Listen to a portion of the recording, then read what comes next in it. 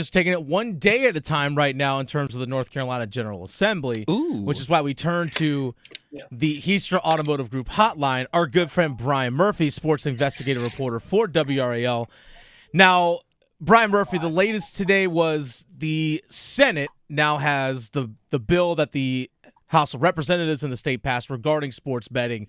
There were some amendments made to the bill, and it's going through subcommittees right now. What is the latest in terms of sports betting in the state of North Carolina, and can I bet on the Canes tonight? You cannot bet on the Canes tonight. You won't be able to bet on them. You won't be able to bet on them until at least next year. I know. However, you may be able to walk into PNC next year and place a 20 down, not even have to get an account. That's just one of the many changes in the Senate version of this bill. It would allow in-person cash betting at venues across the state, sporting venues across the state, which was not in the House bill. There are a lot of changes, increased tax rates. ECU, Charlotte, and Appalachian State are now included in the list of athletic departments that get more money. But perhaps the biggest is that teams may have a better shot at getting these licenses than previous. And they may have to partner with gambling companies to do so, but they may have a little bit of the upper hand.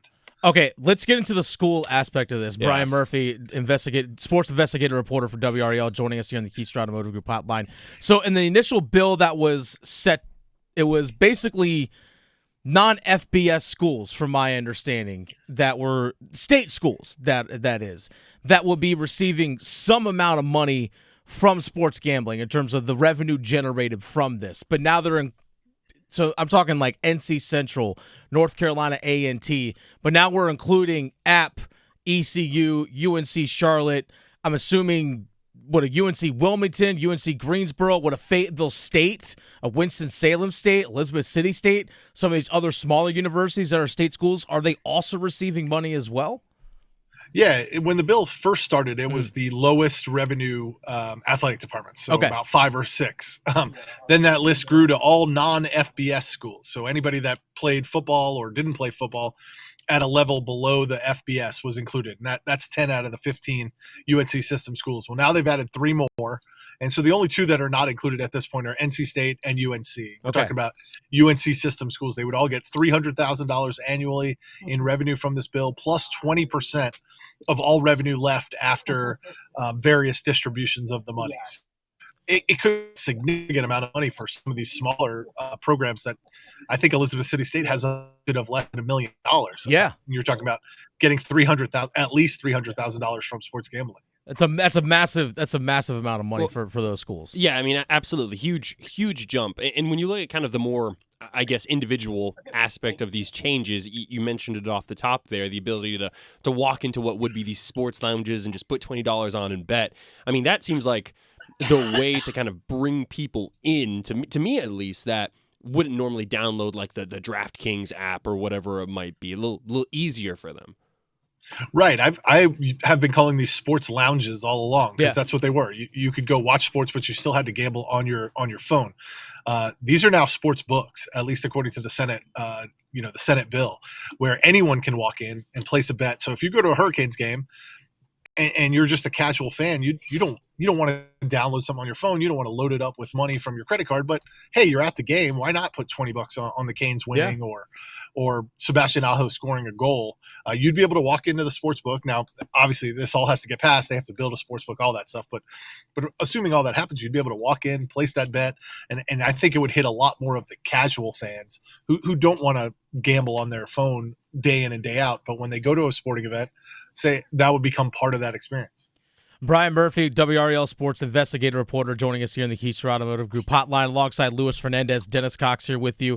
All right, so it looks like places like PNC Arena or maybe Bank of America Stadium are going to be places that these sports books can actually exist, where people can just pay cash or use a debit card to make a single bet, again, as opposed to actually having to download an app on their phone. What about actual places, sports books outside of arenas? Could like a retail place essentially open up like a separate space, like for example, like on a strip mall or wherever it might be, actually open up a sports book, maybe next to a sports bar? Are those things that are going to be available out there, or is it strictly going to be held to venues that hold professional sporting events? It's strictly held to venues, and Okay. and even that list is pretty narrow. We're not talking about, you couldn't have one at the Dean Smith Center in Chapel Hill. You couldn't have one at Cameron Indoor Stadium. These are only venues that host professional sports.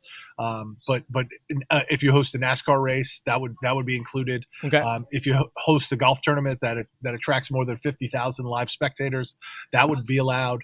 Interesting. And then you talk about every professional sports: Major League Baseball, NFL, NHL, including the NWSL. So Wake Med Soccer Park Okay. could also have one of these. What about what about minor league baseball? Because I know there's Major League Baseball has their affiliates and stuff. Does Major League Baseball control maybe if Durham Bulls Athletic Park or the Charlotte Knights or the Greensboro Grasshoppers? Could we see potentially those venues have one? No. It's only Major League only the top end professional sports. So Gotcha. So even like a G League team in Greensboro would not be allowed to have one there. Okay. That's interesting. Now, I don't want to kind of bog us down here, but the one question I think that constantly comes up every time, like Dennis and I are talking about this, is okay, is this the thing? Are we finally there where it's good to there go? yet? Could you give us a civics lesson really quick on what's next and how many more steps there are until this is all wrapped up with a nice little bow on top? Sure. Unfortunately for you guys, you'll be seeing a lot more of me because there's still fair. a lot of steps to go. At least two more committees in the Senate, then the full Senate, and because the bill is different than the House version, then it will either have to go back to the House for the House to concur with the changes, or they'll have to have something called a conference committee where they kind of work out the differences between the two chambers, and then of course it needs to be signed by the governor. So we're still talking about kind of a lengthy process. We may get a committee hearing tomorrow in the Senate, but probably not to the full Senate until next week. So hold on.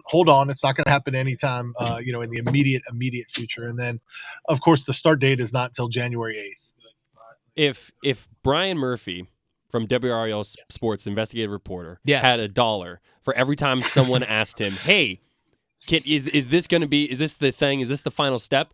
When this finally becomes a bill, Brian, you'd be able to put down a lot on like a 6-leg parlay or something like that. Yes. You'd be set, man. I'm telling you. I might be able to open my own book if that were the case. That would definitely be the case. Brian Murphy, WRL Sports investigative reporter. Check out the latest on WRLSportsFan.com and WRL.com. Brian, thanks for your time. Really do appreciate you keeping us informed on all this, and hopefully we'll finally have this passed sometime in the near future. Yeah, no problem. Thanks, guys.